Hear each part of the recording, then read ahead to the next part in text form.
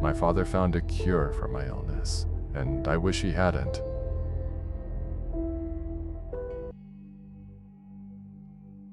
My father saved my life by turning me into a monster. Before him, there were the doctors, a procession of tired men and women in white coats who'd pinch my skin, listen to the wet rattle in my chest, and offer theories that dissolved like sugar in water. It was a wasting sickness, they said. Atypical. Aggressive. They gave it a dozen names, but they all meant the same thing. I was a ghost in training. I remember the feeling more than anything. My bones felt like a cage of hollow reeds, and my skin was a thin, gray sheet pulled tight over them. Sleep was just a darker kind of waking, full of fever dreams and the coppery taste of blood on my tongue. My father, Cormac, got thin with me. His face became a mask of sleeplessness, his eyes two dark holes in a canvas of worry. We lived in that crumbling house at the dead end of a dead-end street, and it felt like the whole world had forgotten us. Then one night, he found the book. He'd been tearing apart the attic, looking for God knows what, when he came across a small, leather-bound journal tucked inside a rotting trunk. It belonged to his great-grandmother, a woman who'd apparently seen her own family through a famine a century ago. He never let me read it, but I saw the brittle, yellowed pages, the frantic, spidery script. He'd sit at the kitchen table for hours, a bottle of cheap whiskey at his elbow, tracing the lines with a shaking finger. A week later, the smell hit me. It wasn't like anything I'd smelled before. It was rich, dark, and deeply savory, but with an undercurrent of something else, something sweet. It filled the whole house, a thick, meaty aroma that made the saliva pool in my mouth for the first time in a year. Cormac came into my room carrying a bowl of steaming dark stew. His eyes were wild, shining with a terrifying kind of hope. "Oren," he rasped, his voice raw. "You have to eat this. Just try." I was too weak to fight. He spooned a piece of the tender, shredded meat into my mouth. It practically melted on my tongue. The flavor was explosive, primal. My stomach, which had rejected everything from broth to ice chips, clenched and then settled. It wanted more. I sat up, my hands trembling, and took the bowl from him. I scraped it clean. The next day, I kept it down. The day after that, I asked for a second bowl. The change was like a goddamn miracle. Within a week, the gray tint left my skin.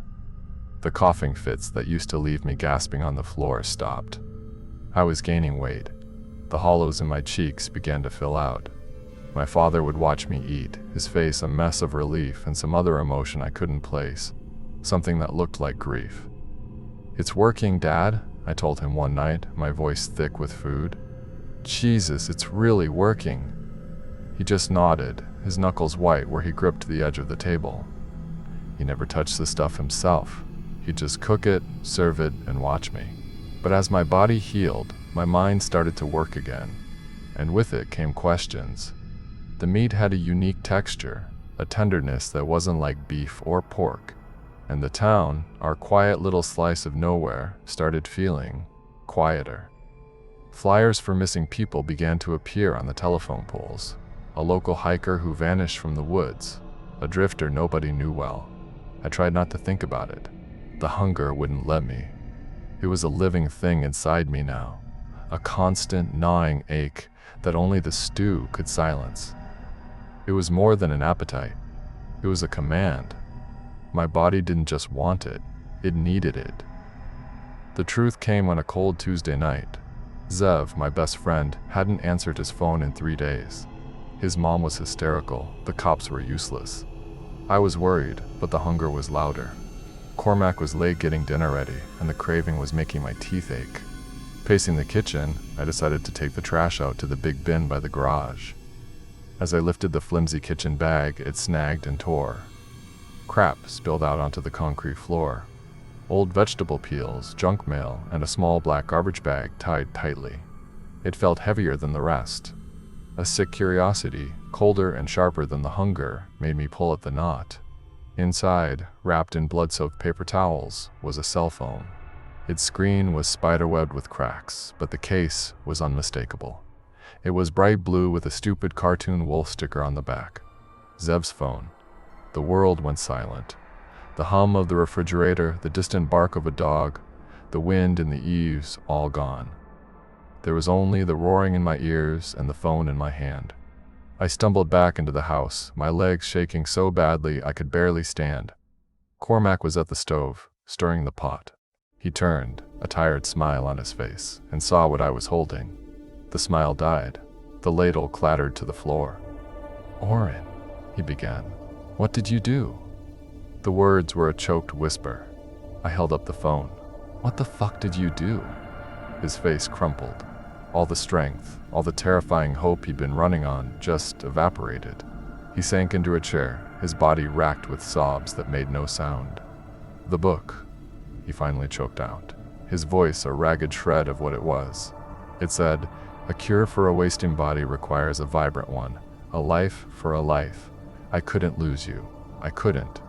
The smell of the stew, the rich, savory smell that had meant life and healing, now smelled of rot, of Zev.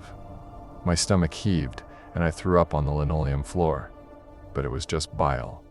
My body had already digested everything. It had already turned my best friend into fuel.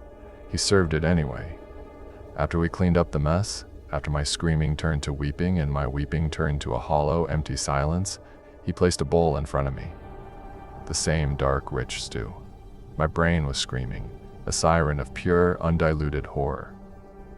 "That's Zev. You're eating Zev." But my stomach growled. My hands shook with a desperate animal need. The sickness was gone, but the hunger it left behind was a tyrant. I looked at my father, this broken, damned man who had sold his soul to save me. Then I looked at the stew, and I ate. Every bite was agony. Every bite was bliss. Tears streamed down my face, dripping into the bowl, mingling with the broth. I chewed through my guilt, my grief, my disgust, because the craving was a fire that burned away everything else. That was weeks ago. I'm healthy now, stronger than I've ever been. But the freezer in the cellar is almost empty, and the hunger is getting louder.